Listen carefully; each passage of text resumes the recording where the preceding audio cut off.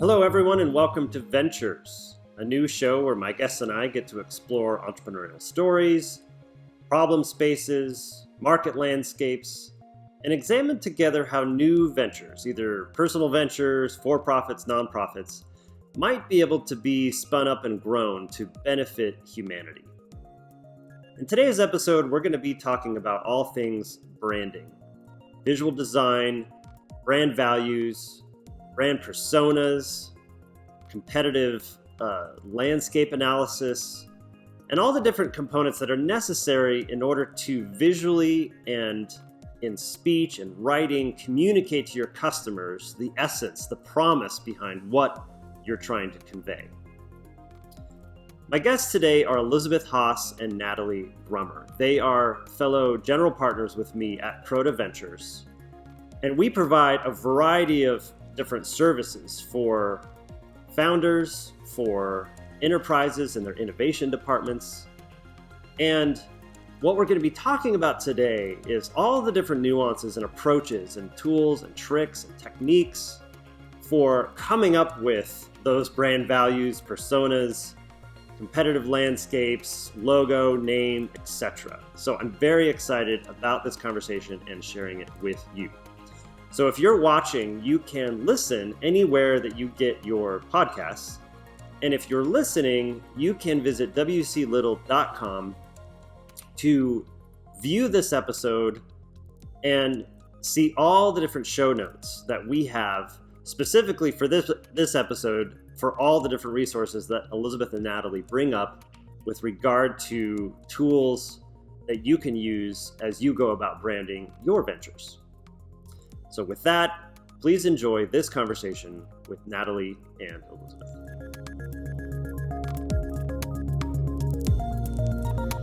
All right, welcome, Natalie, Elisabeth. Glad to have you. Thanks, Good Will. to be here.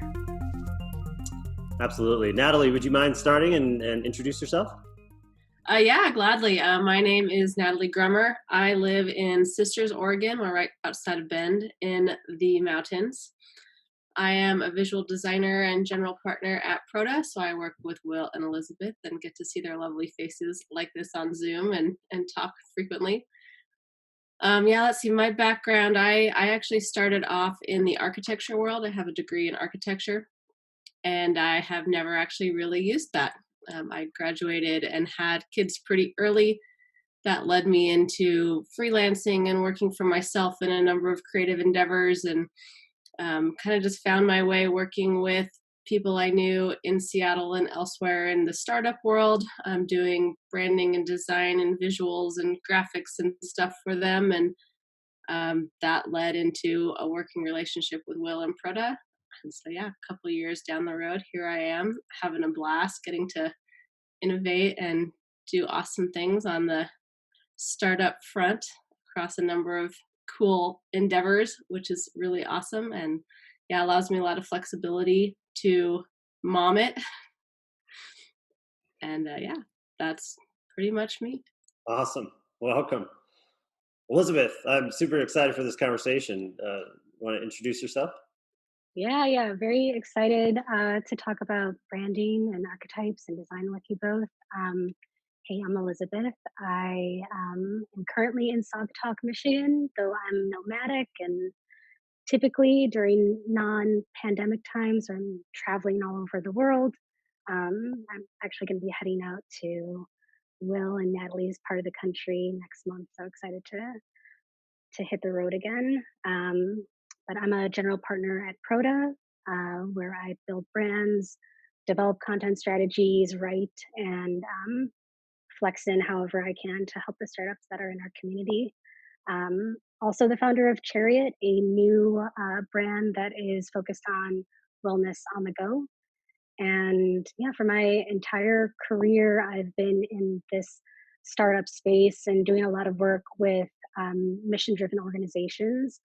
And I specialize with helping folks who are sort of pushing our idea of reality and changing some fundamental things about the way that the world works. So I've worked with a company that makes flying cars. I've worked with a nonprofit that's reforming campaign finance. We're working with a really fascinating brain health technology company right now. And, you know, when you're at the cutting edge and doing things that are very aspirational and important, there's a really interesting communication problem that happens where it kind of comes down to like how do you make people feel that this is real? How do you welcome people into the future that you're creating? And so that's where I tend to come in. That's where brand comes in and helps um, bring people into that future and helps communicate and connect. Awesome. I'm excited to explore some of those stories. So, Natalie, you said you had some creative pursuits early on. What were those, and how did that go? Did you enjoy those experiences? I did. You know, I worked my way through my architecture degree in a photography studio. So, you know, working with chemicals and film, and that then expanded into I had a fine art film portrait photography business when I lived in Seattle for a good 12 years. Um, you know, then also another job I had in college was web design. It was actually the only job I've ever been fired from. A yellow I picked, the owner said looked like baby diarrhea. So that went really well. So yeah, you know, it's just like looking back, all these like really interesting strings of experiences that seemed so unrelated, you know, to architecture and, you know, all the things I was doing, but now have beautifully kind of woven themselves together. You know, I think that a lot of what I do and how I'm working with clients is that, you know, experience of space, you know, in a virtual environment versus a physical environment, like I thought I would be doing at the very beginning there. But yeah, just still taking some high level concept, something really intangible, and bringing that vision to life in a way that people can understand and that communicates and, you know, just is more concrete. Yeah. So let's talk about your photography business, if you don't mind, for a Go moment. for it. What made you decide to start? I talked to a lot of entrepreneurs that actually had their start in a photography business or a videography business of some kind. What was that journey like to decide to start it, and then how did you start acquiring your first customers? Yeah, I mean, I think because I did it in college, and I very much enjoyed making pictures. Hmm. You know, the actual like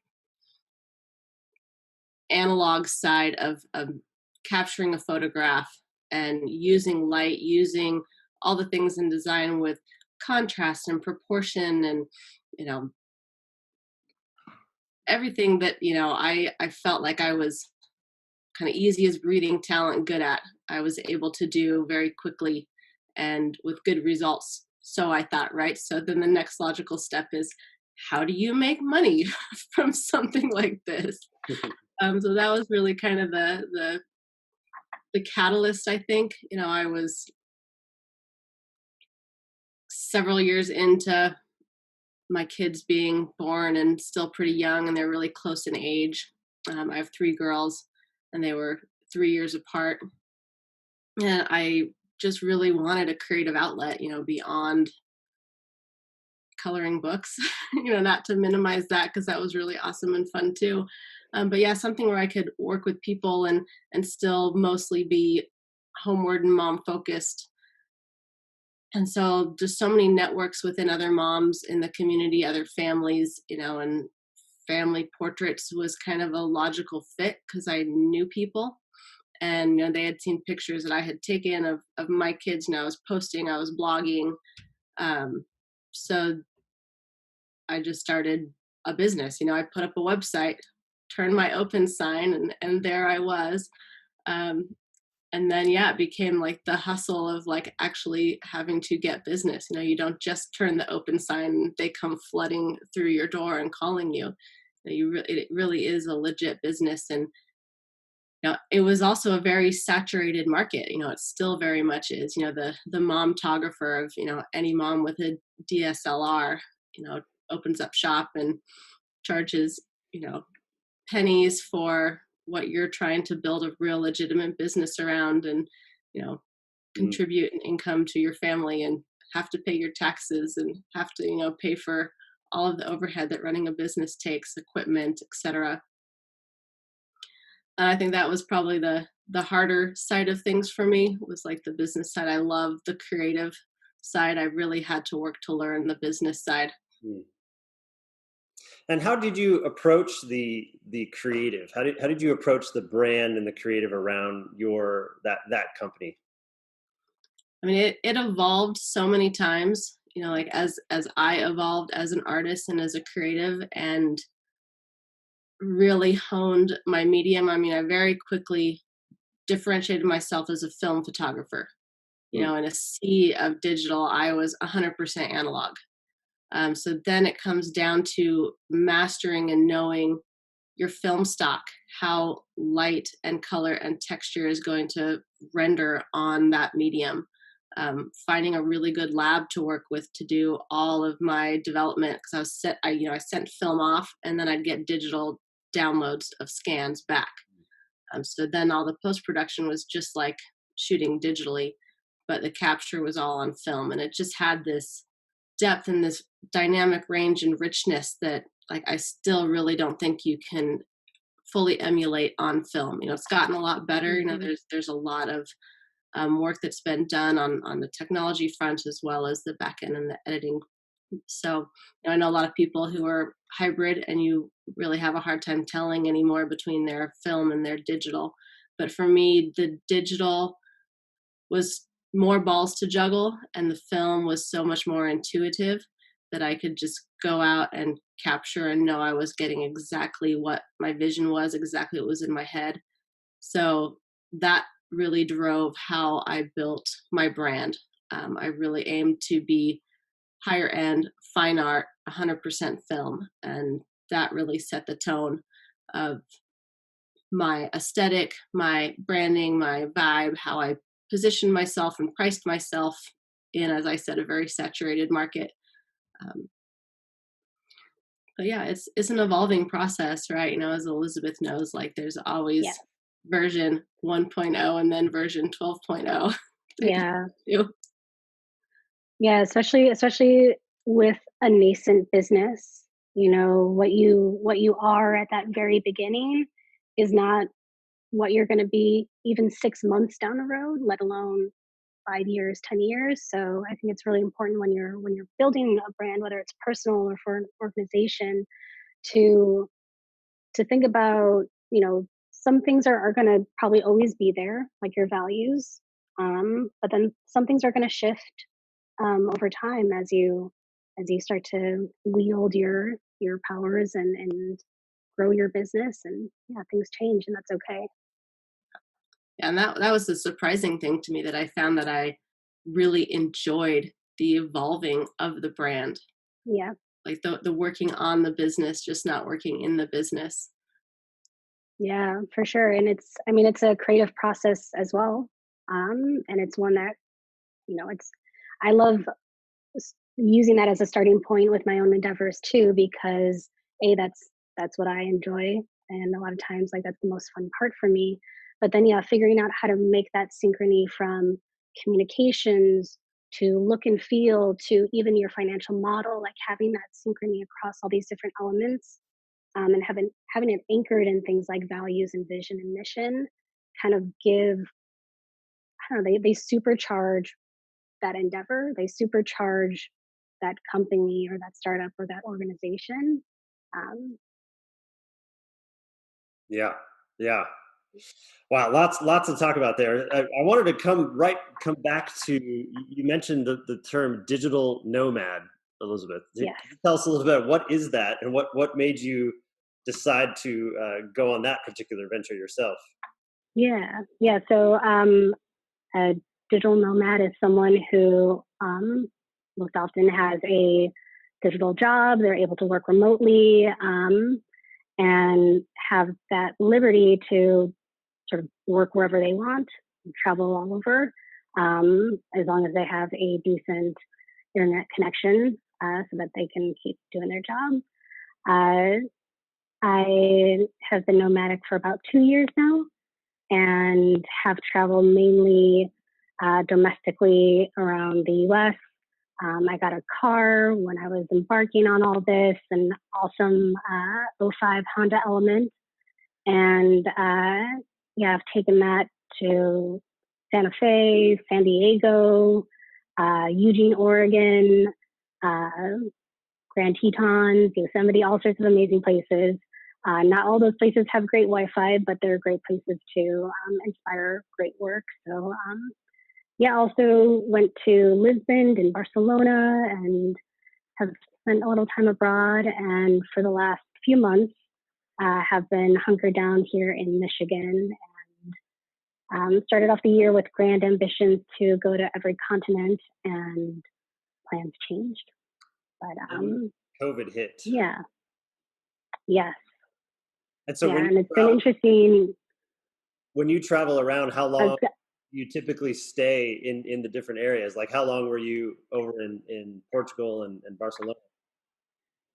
Yeah, so I was there for 3 months, and that I found to be sort of like the sweet spot for an amount of time to stay. I know folks who jump, month to month or every few weeks to a different place, and for me, and the kind of work that I'm doing, I need more time, to be productive, because it takes a lot of time to plan and travel and to basically uproot your life every time you go someplace. So yeah, 3 months has been the sweet spot for me. Nice. So tell us a little bit about your new venture, Chariot. What made you decide to spin it up, and Yeah. how's it going? Yeah. So Chariot came to me when I was on the road traveling. So I've been practicing herbalism for a couple of years and studying it, and I've traveled with sort of my herbalism wares with me in the car. And while I was driving across these great, amazing landscapes and experiencing all this amazing nature around me, it was kind of cool to have these like subtle sense of nature floating in my car. And I've never been someone to buy a car air freshener. In fact, I abhor them for many reasons. I mean, they're aesthetically atrocious. They have overwhelming scents, and those scents are just pretty noxious for me. I prefer things that are more natural. I prefer things in general where I know where these ingredients are coming from. How is this, supporting the values and sustainability efforts that are important to me?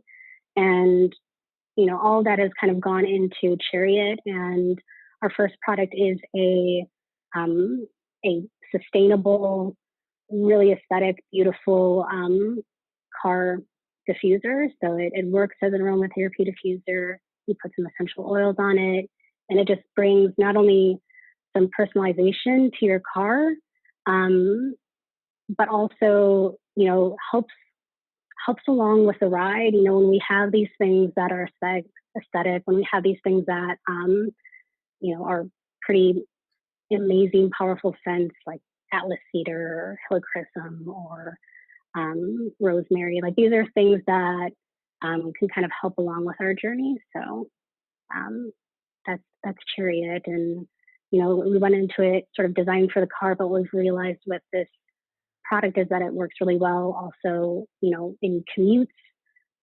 It works really well in your carry-on bag to make that flight a bit more tolerable. So we're starting to venture more into other arenas within the sort of on-the-go or travel space where we can bring wellness. And for you, how did you decide on the name, the visuals, the overall communication around your brand? I mean, I talked to a lot of pre-seed founders. They're usually either business people or technical people. Very rarely are they or design or brand centric first. I'm curious, just what was that process like for you with Chariot? Yeah. So the name is one that is part of the tarot deck, which I use often for reflection. And that card in that deck has kind of always resonated with me. And I've always liked Chariot, you know, as a word that kind of evokes this more elevated vehicle. It's not just utilitarian, it's this grander voyage that it's taken us on. And yeah, that's the name. In terms of the visuals, I mean, I have a visual language that I have a personal penchant for. And it also happens to be one that no one else in this arena is using. We see a lot of folks, you know, we can talk about archetypes in a bit, but when it comes to car air fresheners, when it comes to travel tools, you see a lot of people kind of more on the utilitarian or rugged or even sort of like the everyman or every woman kind of terrain. And with Chariot, I wanted to, again, make it a little more elevated, not make it out of reach, but make it feel like it has that aspirational sort of outward and inner journey to it. And so we've created a brand that has a serenity to it, but also a serenity that's rooted in a passion for sustainability and environmentalism. So you brought up two things I'd love to dive into here: the tarot cards and the archetypes. So talk a little bit about the tarot cards. How do you use that when you're coming up with branding and helping people think through how to communicate what they're up to? Yeah, so it's with both of these things, they're really interesting tools for reflection and storytelling. And you know, with archetypes, similar with tarot, each of these things have a story within them. And these things, storytelling is so important today in branding and in design and in innovation and in general, because when we go out to the store to buy something, we're not just looking for something that serves the function that we want it to. We're not just shopping for any old toothbrush. We want one that resonates with our values, one that aligns with our aesthetic taste. We maybe want to care about the way that they run their business and the ethics and way that they serve their employees. So there's all these other things that go into our product decisions as consumers today, and brands need to connect with those. Companies need to connect with those criteria. So when we use storytelling devices like archetypes, we can create a clear line shot from, hey, here's who we are as a company, and we match up with everything that you're looking for. We're part of your story. We're sharing a story together. And yeah, I think these are really useful tools. Tarot, I don't necessarily use too much in projects. I like to use that oftentimes for a more personal reflection, which is helpful as an entrepreneur to get that have these prompts that kind of help you see things differently or help you look at problems or questions in a different way. Archetypes are really powerful for companies who want to build a great brand. So talk a little bit more about archetypes. What are they? Where do they come from? And how do you use them in your work? Yeah. So archetypes are, they were identified by Carl Jung, and there are 12 core archetypes. And these are characters that we've seen again and again and again throughout literature and movies, religious texts, songs, all sorts of storytelling mediums. We see these characters over and over. And these are characters like the hero or the outlaw or the explorer or the caregiver. And because we've seen them again and again, we all just kind of have a natural fluency in them. We're able to pick up on their plot lines and their characteristics. And when brands leverage archetypes, it allows for that immediate connection and that immediate salience with their audience.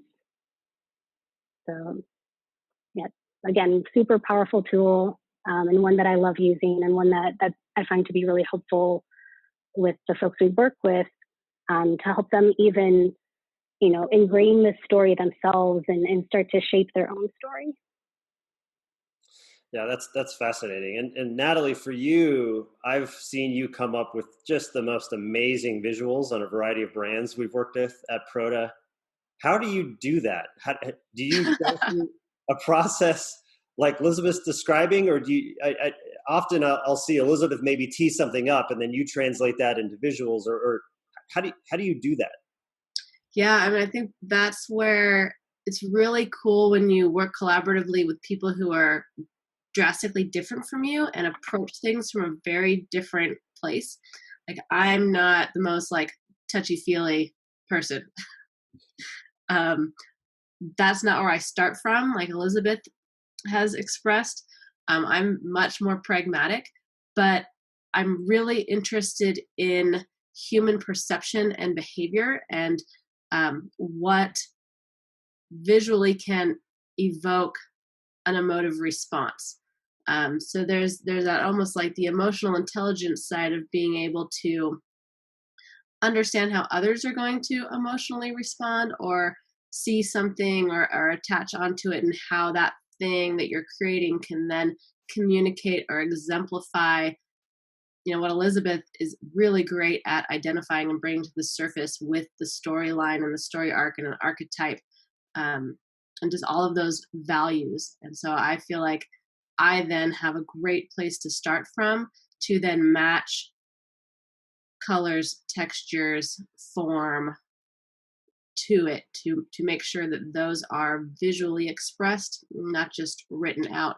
And then it becomes this really awesome like melding and synthesis between what you see and what you hear or read on a page, that then just extends that brand into every facet and every arena in which it will be experienced by an audience or a user or a potential customer. The how tends for me to be a really messy process of like just throwing spaghetti at the wall. So I'll typically just open up a big blank thing and I'll just drag in like other images or pictures or bits of text or anything that's like just inspiration. Like, this is evoking what I think I'm envisioning for what this visual, this graphic, this brand is going to be.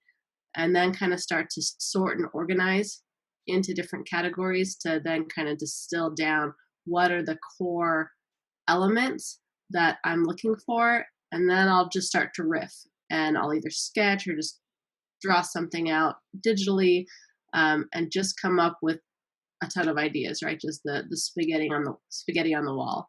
And then it's just continuing to just drag stuff off the page. Now that doesn't work, or oh, what if this was like that? And I just iterate and riff, and typically then try and distill things into maybe 3 to 5 choices that I'll then put together and present to get feedback and other people's eyes on it. I think that back and forth and the mix of backgrounds and experience and perspective, like not everyone sees things the way I see things, and I really value that because it is about how others are going to come and interact with whatever I'm making. So I mean, like, for example, Will, the art for this podcast, right? Yeah. I think I showed you probably like 10 different potential cover arts, and some of them involved Lego dudes on the moon, right? It's just like, can we get outside of the box to define the box? Right. And have it be fun and kind of push the envelope while making sure that we're hitting all of those brand values that we need to be able to express. So yeah, then it's just more and more refinement until we get it right. And for those who are listening to this podcast, I'll overlay or share some of those images to get a better idea of what she was saying there. But I think for a lot of the engineers listening in, or a lot of even the business people, technical entrepreneurs, business investors, technical investors who are curious about process, right? You come up with an idea, bounce it off your friends or customers to see if there's a there, and then you got to come up with a name, a logo, visuals. How do you do that? What is the process? From my perspective, it seems like we first talk through brand values and personas and things like that, and then kind of get into the visuals. But maybe Elisabeth, do you want to share how do you even approach consulting or advising an entrepreneur that has some crazy idea? Where do you start? It all starts with the vision.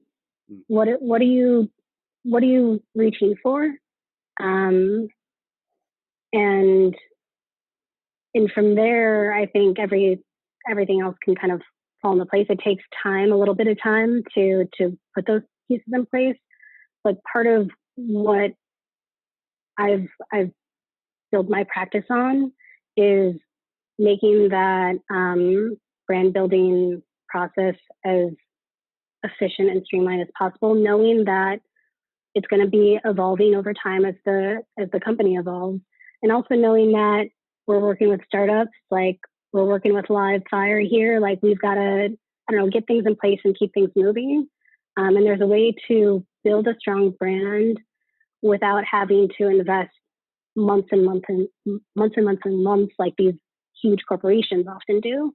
There's a way to do it in a very nimble way, and I think that's super important for entrepreneurs to know, is that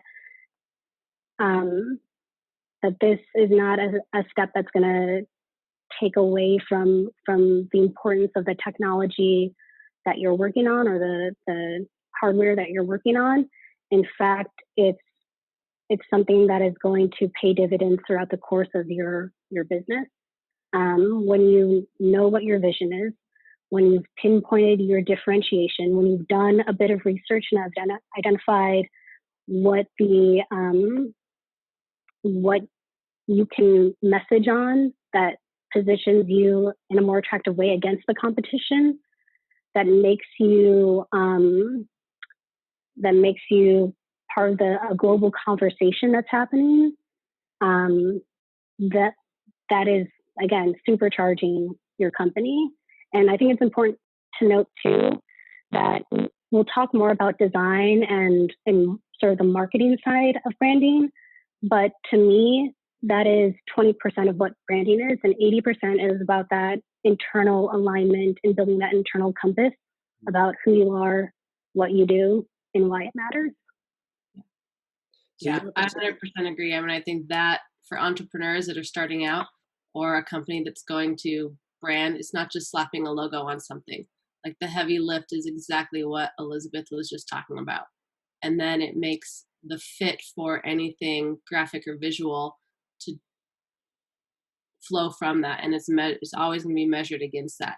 So then you have that holistic approach to how you're visually communicating all the meat and potatoes and the compass, as Elisabeth identified, of what your company is about. Yeah, and if you really can't convert people unless you connect with them first, and that's what this is all about.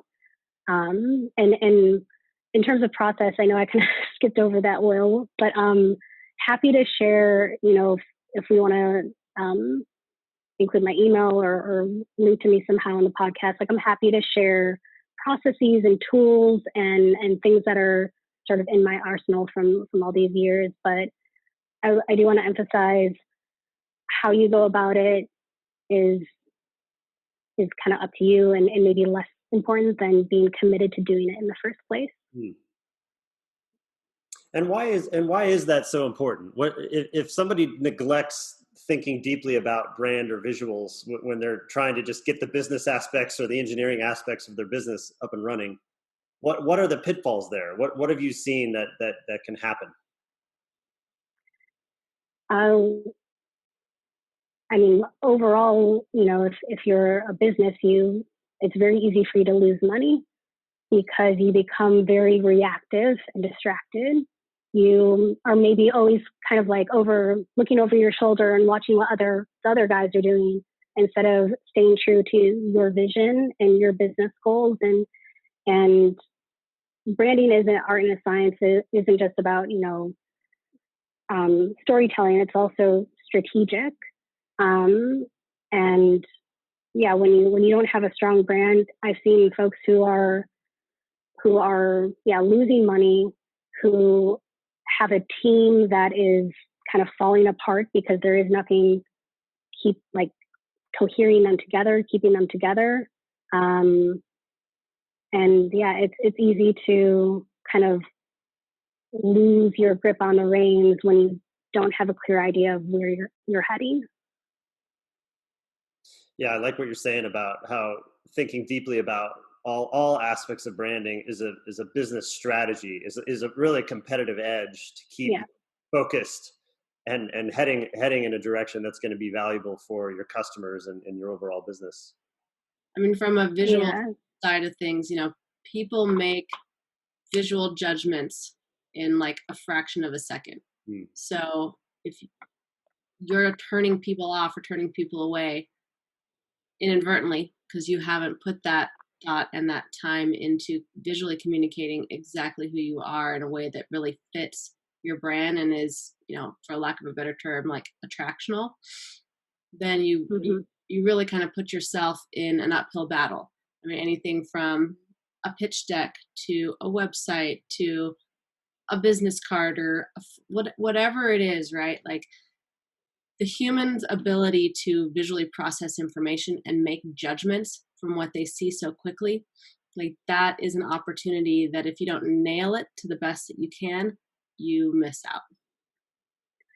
Yeah, and I like what you're saying, Natalie, is like it is an opportunity. It's not, I don't know, since some entrepreneurs would be like overwhelmed by all this, but really it's all opportunities to create those connections and to win people over.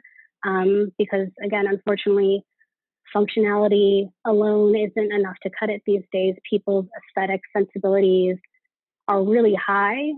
And so they're able to create really clear judgments based on what they see on your packaging or your website or whatever it is. And I think they're also looking, beyond that packaging and looking at these other parts of brand, which are what are your values? Who's behind this company? Like, what are they all about? When I buy this product, does it support the kind of world that I want to exist? So from a process perspective, then I keep coming back to this because I think I get asked about this a ton. It sounds like, Elisabeth, from your perspective, it's hear the mission vision, then survey the market landscape, identify what's out there. I mean, I've seen you do this, and I am so impressed because you basically, I've seen you identify, hey, all the other competitors are this particular archetype, but I think it might be insightful to kind of go after this, and then and talk about that a little bit. Where do you go from there, and then how do you work with somebody like Natalie to actually bring some of the visual elements of it alive? Yeah, so it might be good to sit on that sort of competitive landscape point in the process for a minute, because that actually is super eye-opening. It's something that everyone can do. And I'm happy to, if you want to like link to a template for the kind of framework that I use, happy to do that. Because just kind of gathering content and messaging from your competitors and seeing like, oh, everyone's saying they're innovative. Everyone's saying that, I don't know, that they use the latest technology. Everyone is saying that they're sustainable. You start to identify benchmarks and you start to identify noise. And when you match up that sort of messaging analysis with what your vision and values and mission are, you can start to find this really interesting opportunity space where you're creating something that stands out, but is also true to who you are. And that's, I think, an important point in the process is looking at who else is in this space, where is there a lot of noise, where can we stand out? Yeah. And then how do you then work with visual designers? Obviously, visual design is only a part of overall branding things, but how do you then work with, I mean, I've seen the two of you work wonders together, but how does that transition look like? Or how do you think about teeing up somebody like Natalie effectively? Yeah. I mean, ideally, I'm working with a designer and a developer and whoever is kind of involved in the communication process throughout the branding process. And that way, I think it's better when we have more minds. Like, I certainly have a process that I can lead, but I think it's really great when we have different perspectives and contributing to this, including the client's perspective. And yeah, if it's a kind of project though where we're all passing the baton along, creating a clear set of brand guidelines that can be used by Natalie, that can be used by UX designers, that can be used by product designers even, or the marketing team, whoever it is. It's really important to me, especially in working in the startup space, to create something that's actionable from all this, because it can easily kind of like live in the clouds and just live in as motivational posters on the wall or something. But for startups, we need these things to be actionable. So creating a really user-friendly set of guidelines that make it as clear and simple as possible. Hey, here's who we are, and here's maybe even some preliminary notions about how we act on it or bring it to life through marketing and design. And Natalie, what kind of brand guidelines, as Elisabeth was saying, that are actionable? What have you seen that's helpful from people that are doing brand strategy, and what have you seen that's not helpful? I think the most helpful is very clearly articulated, simple language of these are our brand values, these are the principles that we're being guided by, this is our brand persona, this is who we are, this is what we're about, and just having that very simply articulated, right? It doesn't need to be a dissertation or a thesis, right? It's like accessible language that everyone can understand and everyone agrees upon. And that I find the most inspiration when it evokes that action, like Elisabeth was talking about, that there's something that's like, oh, we can do A, B, or C with it. Like there's a clear direction. I see a lot of, brand values or company values or statements that are just kind of pithy and in the clouds of like, we'll be great. So, okay, well, there's a lack of meaning and a lack of connection to what that actually is. Like, I really appreciate, like, tell me straight, keep it simple, stupid, and then you have a place to go from. So and I think a lot of, quick thought. I think a lot of times you kind of get those like pithy, like super broad guidelines when people maybe haven't taken the full process of doing the research and balancing the storytelling with strategic insight and clear business goals. Because when you connect the dots between all those things, that's when you're able to be clear and honest and different in what you're doing. So again, coming back to process, and I hark on this because I'm just so curious about it myself. And Proda is in the business of helping entrepreneurs and incubating companies of our own. So when you get, Natalie, the very clear, hopefully actionable guidelines, the art form of going from that to logo, visuals, user interface, sort of overall customer experience. I don't know if there's any, you said you sort of try lots of different things, but I'm curious to dig a level deeper. Like, how do you do it, or what goes through your brain? Is this something you have to have a ton of training to do, or what is that process like? That's like 5 questions in one. Well, thanks. Yeah, I mean, I can kind of break it down. I think that it works the best, like Elisabeth said, when there's lots of collaboration, lots of voices, including the client. And it's really like, I think that I come from the belief that there is the right solution out there. And there's a lot of solutions that are close, but aren't necessarily the right fit. And so it's a matter of being able to strategically articulate and identify what the fit is going to be before designing anything. And so that takes it from this huge range of like infinite possibilities of what something could be to just a few very narrow things that it is going to be. And when you can do that and you know what it is, then you can approach it from an entrepreneurial problem-solving standpoint of hitting every single one of those marks. And the creative freedom and latitude comes within being able to come up with a couple different solutions that meet that, and then being able to weed out and choose and talk around and discuss with everyone what's going to be the final one that works the best for what we're at, where we're at right now. So, I mean, there is, I think, in a process, there's the throwing spaghetti at the wall, which is like a processing, but then there's that refinement processing, of like really putting it over the fire and heating it up and just distilling out what needs to be from what could be.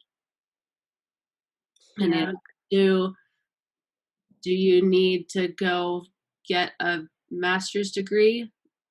Maybe not. I mean, I know that, or I know a lot of other people who have an architecture degree who have moved into the UI UX side of things. Like it's an emerging field. It did not exist when I was in college.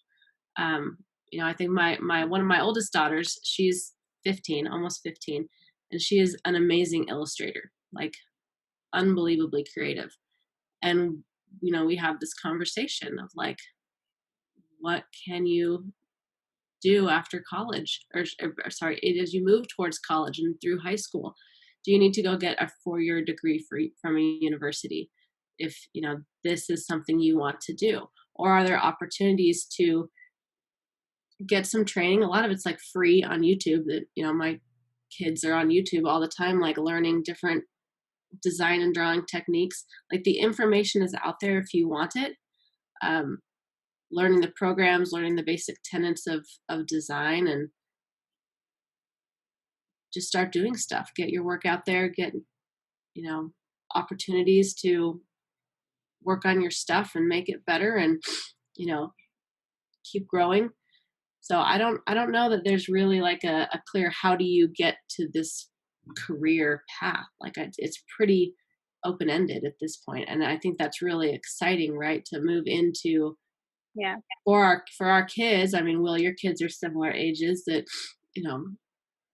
move into being able to do something they're really passionate about and they're really good at and they can continue to grow in, and that really like feeds their souls and, is life-giving for them, as well as provides an income and a meaningful existence, in whatever they're working on. Like that's pretty exciting. That's pretty cool. Like, and, like Elisabeth, getting to be nomadic and live wherever, right? Like we and our future generations are not tied to a conventional model of how to do things. Yeah, Elisabeth, I'm curious, what advice would you have for the teenager thinking about this, coming into this world, college education, specifically if they're really interested in branding and design and creative arts? What advice would you have for those people? I would say that the world that you may be preparing for when you get out of college is not the one that may exist. Like one of the things that I find really exciting, Natalie, you were talking, I was thinking about how, for your daughter, she may be able to master a medium that has yet to come into existence. Things like, I don't know, like gifts or they're just mediums today that are so ingrained in our culture that didn't exist a few years ago. And what I would recommend to people who are pursuing a path in any creative field is to focus on the principles of design and communication, and some of these universal principles that go across architecture, graphic design, storytelling, and become at home with those things, so that when these new mediums emerge, when you find a new area that you want to enter, you have these things to build off of. I think keeping your opportunities open, but your foundation strong is an important thing. The other thing I'd recommend is to get that internship, get that real life experience. If you're pursuing college, that's cool. If you're not, that's cool too. Whatever path you're going on, make sure that you get real world experience before you commit to any path. And know that if you've committed to a path, you can always change course and start anew. Yeah. There's lots of paths. Yeah. So coming back to process, Back to process. An entrepreneur has a crazy idea. Yeah. They come, they articulate their vision and mission. You identify the different landscape of competitors, all the different archetypes. You identify an archetype. You come up with clear, actionable brand guidelines. At what point do you come up with a name? Where does that come in that journey? And what is the process of naming like? How do you do that? So naming is, I'm pretty interdisciplinary. I know how to code. I know a bit of design. I write. I do brand strategy. All these different things. Naming is one of the other things that's in my wheelhouse. But of all the things that I've been exposed to in the creative world, I think it is the most difficult thing to do. Yeah. It is the bullseye on that target is very small, and the process for me in naming starts with throwing spaghetti at the wall. Get all the ideas, good and bad, whatever they are, just get them all up on the wall. This is a good time to bring out those Post-it notes, and first start with, if you've done the brand work and you have an idea of your values and your messaging, you can start to bucket ideas into these different categories and give some structure to that spaghetti, and start to think about what you want your name to express. What is either the story that you want it to tell, or what is the feeling that you want it to have? Names can work in lots of different ways. Chariot, I told you about how it evokes this feeling and this kind of image that we want the brand to carry. For something like Yahoo, like their name isn't descriptive in the way that Chariot is. Instead, they're trying to play up maybe the fun of search and discovery. So there's different ways that a name can work for your brand. It doesn't always have to be, Jim's development shop. It could be something that's not descriptive at all, something that's just fun to say. The things that I always try to hit when I'm working on naming projects is it memorable? Is it fun to say or easy to say? Does it connect, of course, to your brand? And is it ownable in two senses? One, do you feel like this is a name that if it was on a flag, you would be proud to wave it around and it's something that you're proud to own? And also ownable in the sense of, is it not trademarked in your space? Right. Is the domain and social handles, are those things available? And those are often the most difficult parts of finding a good name these days, because the internet is a crowded space. Mm-hmm. Mm-hmm. Yeah, and I would add to that a really good name is also going to have the ability to have some sort of visual very clearly attached to it, something that can be recognizable. Yeah. Like whether it's just, a word mark and just how it's expressed in typography, or has an icon logo that goes with it. Like, can you create something that is unique and is very closely related to what the name is? So, not overlooking that visual, how that's visually expressed. Yeah, and even like I'm someone who can nerd out on typography, and even it's just like the flow of characters, where you have like a tall letter, then a short one, then a tall one. Like these things can matter, and even if you're not deep into visual design, like you were saying before, Natalie, people pick up on these things. People pick up on even the visual symmetry of the name. And then, well, you're asking where in the process does this happen? For me, oftentimes I do it after establishing the brand strategy, but really it can kind of, a good idea can strike you at any moment. If you're struggling to find a name, having that brand strategy established gives you the creative constraints to think of, to give the process some direction and purpose. And for you, Natalie, is the name often a bottleneck or a roadblock before you can bring visuals to life, or do you kind of work on both sides, or how do you think about naming with regard to your work? Yeah, I mean, yes and no, a bottleneck and not. Like, I think that there's a lot that can be done visually agnostic of a name or a logo mark. Color, texture, form, all evokes and messages, period. I think that my answer would be, it depends. It depends. Like, I have a project right now that we're really struggling to rename. Right now it sounds like a dating site, and it's totally not.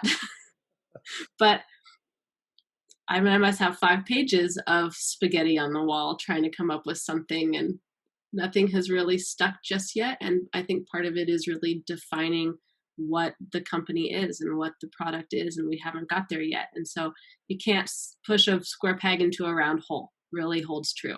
Like, it has to be the right fit, it has to be the right time, and you have to have the right foundation in place. Other times it just falls into your lap out of thin air, and it's like, oh, that's perfect.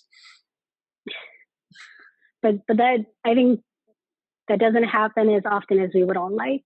No, and if you're struggling to name a company, you're very much not alone.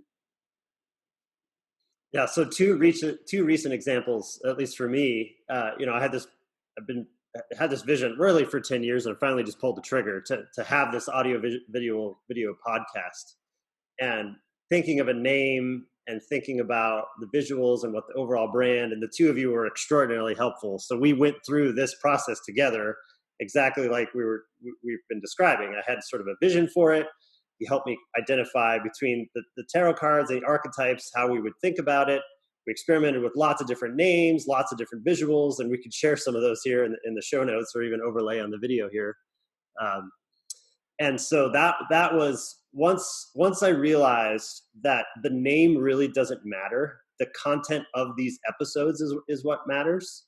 And something generic, relatively generic, like ventures that can go lots of different directions, would allow an iterative process for the guests, the stories that we tell, the market landscapes that we explore together. It allows the show to kind of go that direction. So once we figured that out, I think it was relatively easy to pull the trigger and ship it. The second example recently, I had a vision for, I've always been frustrated by the different content publishing platforms out there and the different email newsletter platforms out there. And so I said, hey, I wish I could just write a simple Google Doc and click one button to publish it to the web and another button to publish it to my newsletter. And approaching the problem with specifically, I like to write about lots of different things. Like, I don't just write about health science. I don't just write about blockchains. I don't just write about software development or startup stuff. I like to approach lots of different things, like you were saying earlier, multidisciplinary. And the web is a tough place for people who like to write about lots of different things. So I thought, hey, why don't we build something that allows you to easily publish from Google Docs, easily post your videos and whatnot, and allows your audience to subscribe to maybe the specific topics that they're interested in. So I remember coming to the both of you with this idea and thinking, I have no idea what to name it. I have no idea how to even go about doing this. So do the two of you remember that this was fairly soon? And we once we got the brand values and visuals in place, then it took essentially a weekend or a couple of weekends to get it actually built. But what was the process specifically with Satchel? What was that process like for the two of you? Maybe Elisabeth, do you want to start? I mean, it was, yeah. I think, knowing that background, I think also, as a creative practitioner helping out with that project, it helped a lot for me that I believed in what you're doing. I believed in this thing. And as a side note for folks who are looking for creative folks to help them out and support their work, you could go with your cousin's buddy. It doesn't hurt to gather some proposals and reach out to some other folks beyond your immediate network. So, because you never know, you may find someone who is just unbelievably perfect for the project and who believes in what you're doing and can contribute in more ways than just pure design or pure copy or whatever it is. So yeah, getting what you are doing well, believing that this is something that should exist, that for me kind of helped unlock the creative brainstorming process around the name, and helped me think about, okay, what are the like kind of creative buckets that I want to brainstorm within. We could play up this value around the small community. We could play up this attribute around these kind of like more intimate discussions. There are a lot of different nuances that I was able to pick up on, I would think, because I cared about what you were doing. Yeah, appreciate that. And then Natalie, with how did you do your thing? I think we had lots of different names when we thought about the name. I think Kyle came up with the name Satchel as we were throwing hundreds of ideas out there, and I think we all glammed onto that because it was this idea of this academic with this bag with lots of different things in it, from a multicultural and multidisciplinary and academic type approach. How did you then take that and translate that into visuals? Well, I mean, the name Satchel kind of gives it away, right? Like, it just seemed like it needed to show you exactly what it is. Like, there didn't need to be any smoke and mirrors or anything overcomplicated, right? It's just this idea that you have this satchel that you carry all your stuff in, and you're going around and sharing it. I also thought about like a newsboy, out there hucking papers and like distributing information to the masses. So there was almost this like early 1900s kind of scrappy, rough leather feel to it that, it's not like perfect. Like, academics can be so staunch, right? Where like, I don't think I resonated with that as much, but I really just kind of wanted to take it in this direction of imperfection and, quick getting the news out there, like literally hucking things. So there's like movement in the Satchel logo, that kind of displays that. So, just taking all of those pieces that are really fun and really makes the idea of the name exciting to people, and why I think like when Will put it out on Slack and was having people just, brain dump, people latched onto it because it evoked this sense of something cool and something identifiable.